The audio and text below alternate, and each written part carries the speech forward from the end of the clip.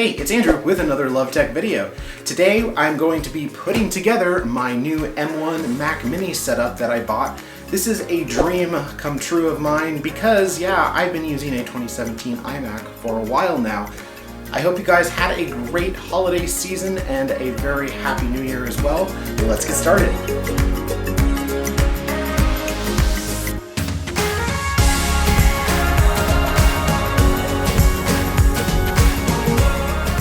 Now, many of you may be wondering, Andrew, why did you go out and buy a Mac Mini, and how is that really going to effectively replace my 2017 iMac that is behind me here? Now, to answer this question, I've done a lot of research on the M1's performance and how it can outclass and outspec something such as a 2017 iMac behind me. My 2017 iMac has, get this, 48 gigabytes of RAM in it. The Mac Mini that I ordered only has 16. I'll get to some more specs on the M1 Mac Mini I have in front of me here in just a few minutes. Another question you may be wondering is, Andrew, why didn't you wait till the M1X or the M2 chip come out in a few months here?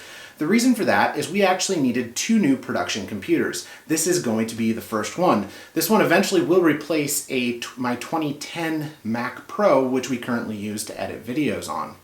Now, I've done a lot of research online about the M1 chip and have found out a lot of interesting things. One is that it's about twice the speed or twice the performance as my 2017 iMac, which again has a quad-core processor, 48 gigabytes of RAM, and a 3 terabit Fusion drive. Brand new, I paid for this 2017 iMac behind me about $3,000, and I've upgraded the RAM since I got it a few years ago. Now, by no means is it a bad machine, however, it just really can't keep up with the demanding workflow of a video editor or creator such as myself nowadays, especially if I want to start being able to produce 4K content here on YouTube. It really hoses down once you start getting 2 or 3 streams of even 1080p video going through Final Cut Pro, and I've had a lot of issues with the computer as well lately where it's been slowing down. Apps have been crashing continuously since I installed Big Sur, and overall the performance is just not there for me anymore, and that's why I decided to go out and buy the M1 Mac Mini. Now, further down the road, my plan is to actually buy the new iMac, the new hyped about redesigned iMac, which hopefully, let's cross our fingers, knock on wood, that will come out this year sometime. But this is kind of to get me through the next 12 to 18 months of videos and editing workflows. And then again, I'll be purchasing the new iMac, which I'm assuming the M1X or the M2 chip is probably gonna at least have 16 or 32 cores in it, and it will absolutely smoke the M1 chip out of the water even, which is just even crazy to think about considering the M1 chip right now can outperform almost Core i9 machines that came out within the past year. So it's absolutely insane how much performance per watt, as Apple talked about at WWDC this past year, this thing really has. Another couple reasons why I decided to go out and buy the M1 Mac Mini was because the fan system in it is way quieter. I've seen a lot of reviews online that showing not only the Mac Mini but the new MacBook Pros with the M1 chips, the fans don't even spin up if you're in Final Cut Pro. When I'm exporting a video or even when there's rendering processes going on my current 2017 iMac, the fan spins up, it's super loud, and it's really not that efficient. The other components that I purchased with the M1 Mac Mini include a NVMe enclosure here in front of me. Now, the cool thing about this NVMe enclosure is it can actually house up to 4 NVMe drives in it, and the speeds on this are absolutely insane. This uses a Thunderbolt 3 connection, which is going to transmit data, so I'll be able to edit my videos super efficiently and super fast using Thunderbolt 3. The technology that has come out in the past years just absolutely blows my mind how fast of data transfer rates we can now get even on external devices such as this. Now let's talk about the NVMe drives that I purchased. The NVMe drives are Samsung EVO and Samsung EVO Plus drives. They're rated really high online, and also you can get them on sale quite often. I was actually able to pick up all 3 of these for around $500. Now, that is kind of expensive. However, I'm thinking long term here. I'm thinking what's something that will have extremely good performance that I don't have to use my SoC chip on the M1 Mac Mini for when I'm editing videos, and that's when NVMe storage came up.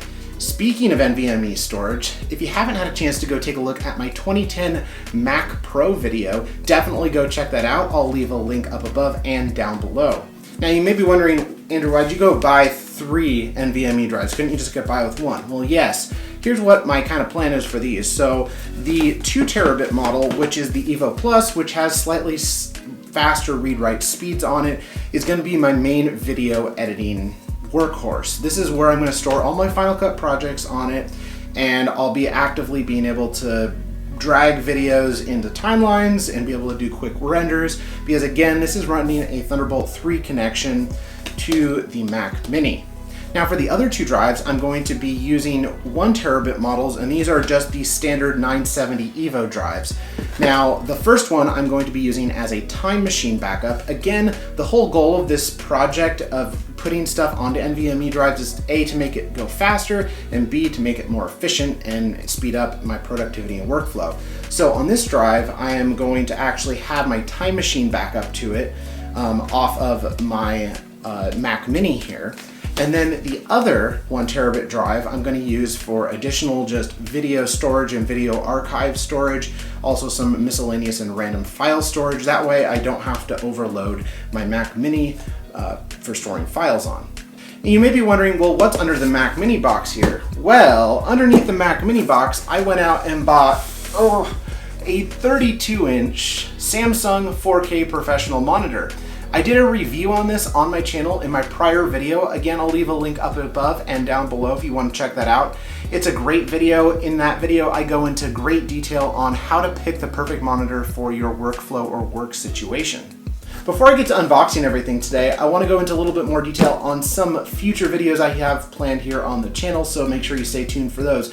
One of those videos being comparing the new M1 Mac Mini to the 2010 Mac Mini, which was the first unibody Mac Mini, which again is the exact same style as this one. If you set these side by side, you wouldn't be able to really tell the difference other than some of the ports on the back of it. So that's one video I have planned here upcoming on the channel, so stay tuned for that one. Another one coming your way soon is going to be comparing the speeds on this new M1 Mac Mini and comparing it to my 2017 iMac behind me here.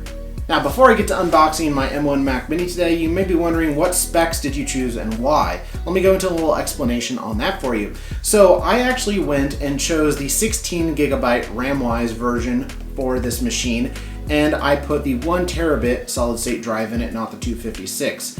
Let me explain exactly why I did this. So when you're a video editor, video uses not only a lot of space, so that's one reason why I went with the 1 terabit drive, and I have a ton of files and pictures as well because I'm an avid photographer.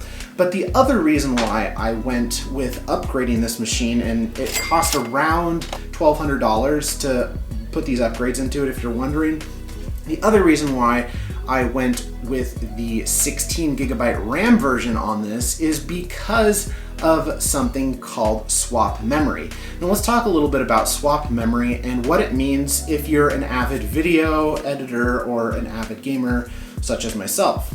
A traditional computer has RAM, a CPU, a graphics processor or a GPU, and also a hard drive or solid state drive.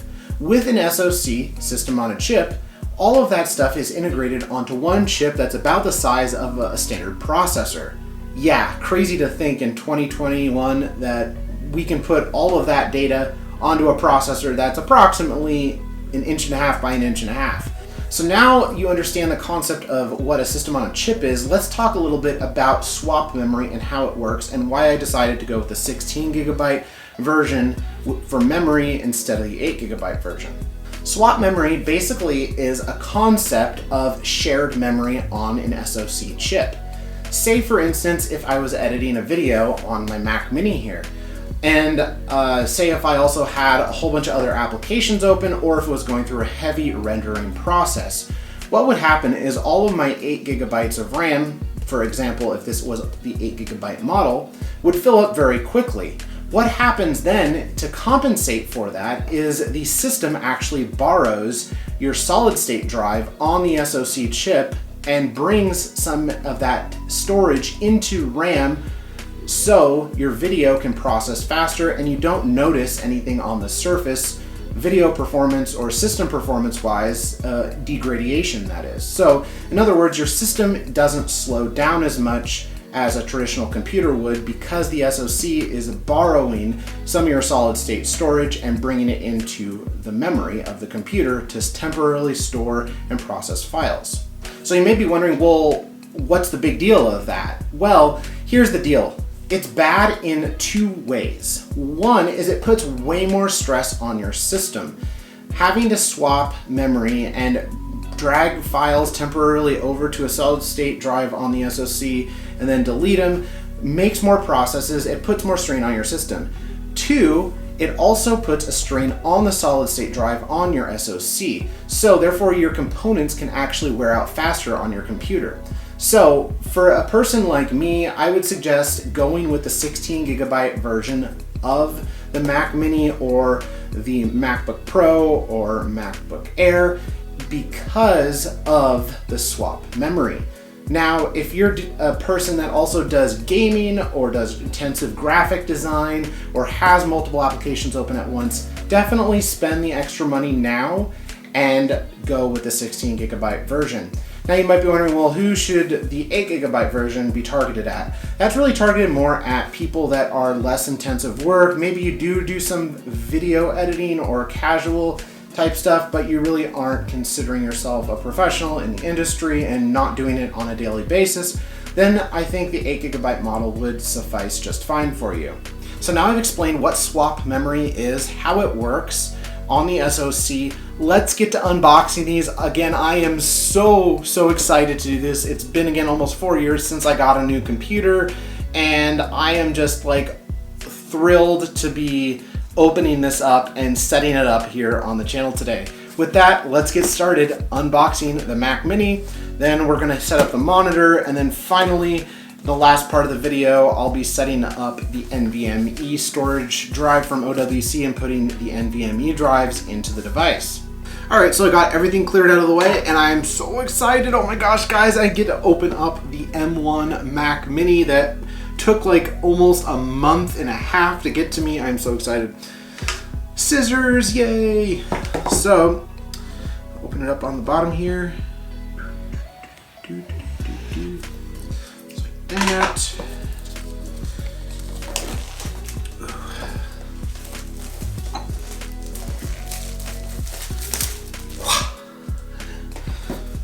All right, and the moment of zen. Ooh.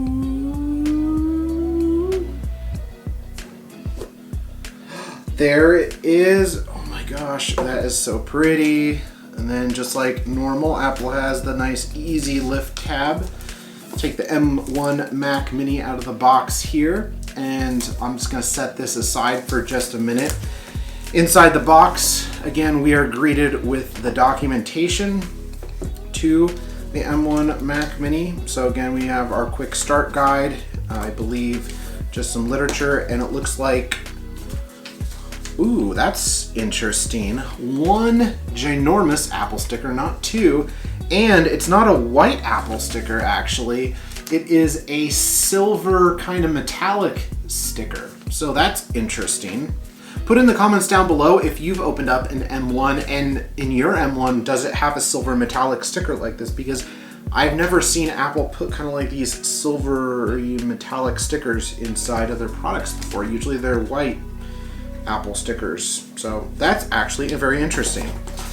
We'll put those aside, and then inside the box here we have the power cable.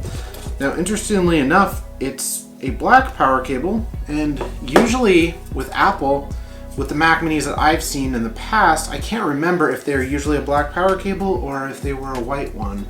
It's been a long time since I've actually unboxed a brand new Mac Mini. So with that, I'll set the power cable aside here. And then we'll take a look at the M1 Mac Mini here. And then I'm gonna peel back. Oh, the sweet sound of peeling that back.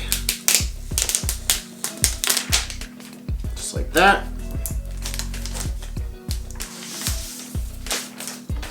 that aside over here.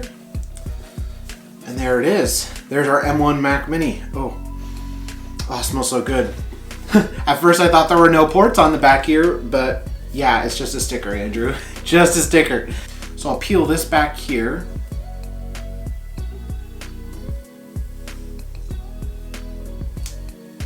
And that will reveal all of the ports on our Mac Mini. Now on the back here, we have our power button, the power cable.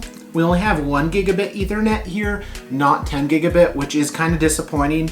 However, there are some rumors out there that Apple will be including a 10 gigabit Ethernet option in the future with the M1s. Moving over towards the middle part of the computer, this is our fan, where the fan outputs the air for the computer to kind of keep it cool. We have 2 Thunderbolt 3 or USB-C or USB 4 actually type connections here, an HDMI connection, 2 USB-A 3.1 ports, I believe, and then a headphone jack wrapping out the back of the M1 Mac Mini. And that's a quick tour of the M1 Mac Mini, so I'm going to set this aside over here. Okay, with that set aside, I'm going to get to opening up the new Samsung 4K business monitor that I bought, and then we'll get to the NVMe storage.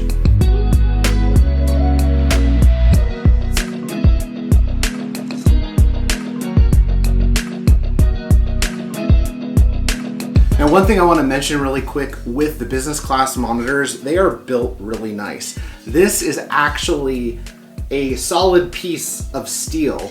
It probably weighs like 2 or 3 pounds on the base. It looks kind of cool actually. I was expecting it to be actually plastic, but it's not, so interesting fact.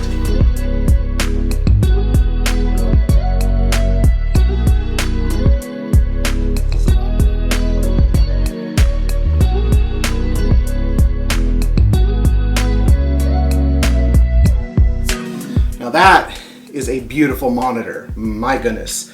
I have not seen such a beautiful monitor, I don't think, practically ever in my life. Look at that sheen on it, it's cool, it looks great. All right, so I got the monitor set up over here off to the side, and now I'm going to take all the cables, hook everything up, and then we're gonna start up the M1 Mac Mini. Super excited for this, guys.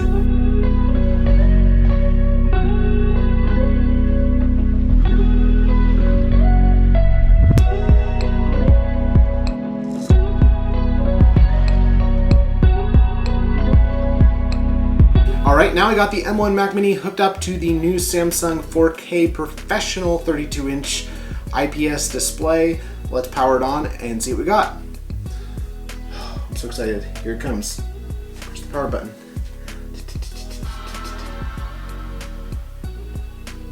That was a very interesting sound. It sounded much deeper than the normal startup chime. That's a nice thing with the new Mac OS Big Sur. They brought the startup chime back, which is awesome. Now, a cool thing with the Samsung Professional monitor here is that you can actually daisy chain another monitor onto this. So if you ever wanted to do that in the future, it offers that capability. You're able to actually just plug one USB 3 in and then put it over to the other monitor and it will extend your desktops. I don't know if it works with the M1 Mac Mini though. That's be something interesting to try out. However, I don't want to go spend another like 400 something bucks on another one of these monitors right now. So, oh my gosh guys, there it is. Look how beautiful that screen is. Oh my gosh, look at that.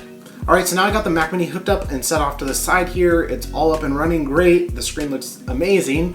Now I'm going to get to unboxing the NVMe drive enclosure from OWC and our 3 NVMe Samsung EVO drives, put them into the enclosure, and then hook it up to the computer here.